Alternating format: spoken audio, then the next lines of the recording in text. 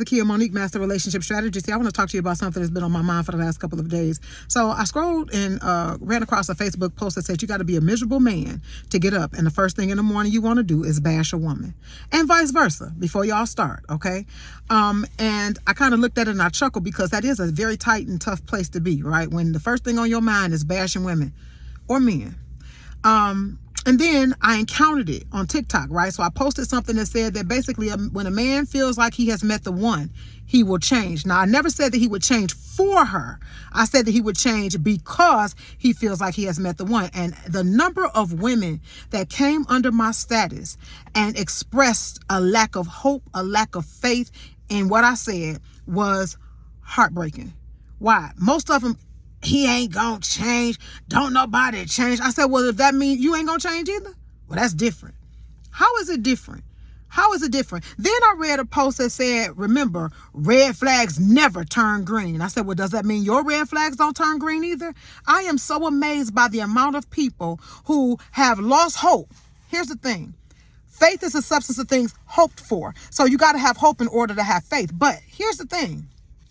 If you don't have faith, if you don't want to date, if you have lost hope, if you don't want no parts of a man or a woman, that is okay. That's your prerogative.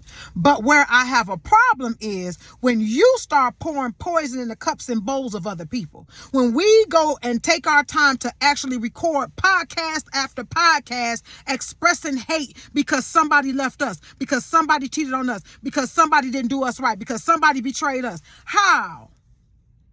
We are responsible for the level of influence that we have and how we use it. We are responsible for how we use our talents and gifts. And so for us to get up and consciously and intentionally make podcast after podcast, or intentionally scroll and go to Facebook and put all this stuff on people's posts, because we want company. Misery loves company. So we want some company. We don't want you to be with them either. See, if you don't want to be with somebody, you don't want to be with nobody, that's okay.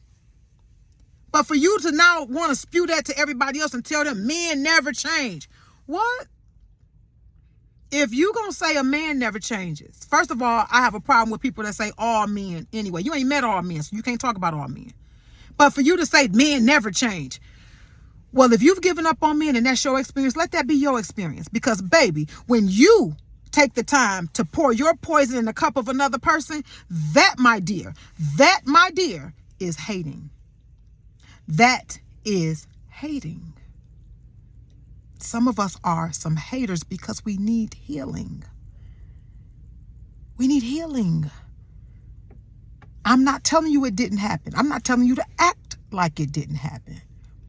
But what I'm telling you is that just because it did happen doesn't mean it has to continue to happen. Find and fix in you what continues to attract those types of people that keep coming to do those types of things. Fix you.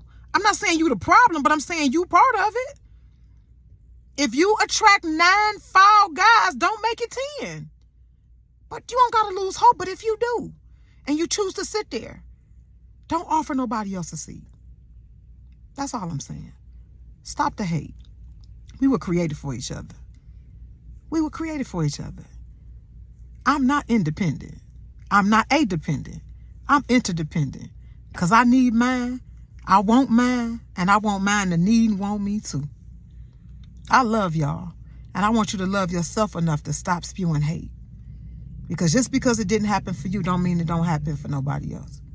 There is a man or a woman out there that will choose you, that will love you, and that will change because they know that you are that missing piece to their puzzle. Not for you. They don't change for you. But they will change because they see you as the missing piece of their puzzle. They see that their vision comes to life with you in it. It's possible. But if you don't feel it is, if you've lost hope or faith, all things are possible to those who believe. So work on getting your belief back up instead of recruiting. I love y'all. Have a good one.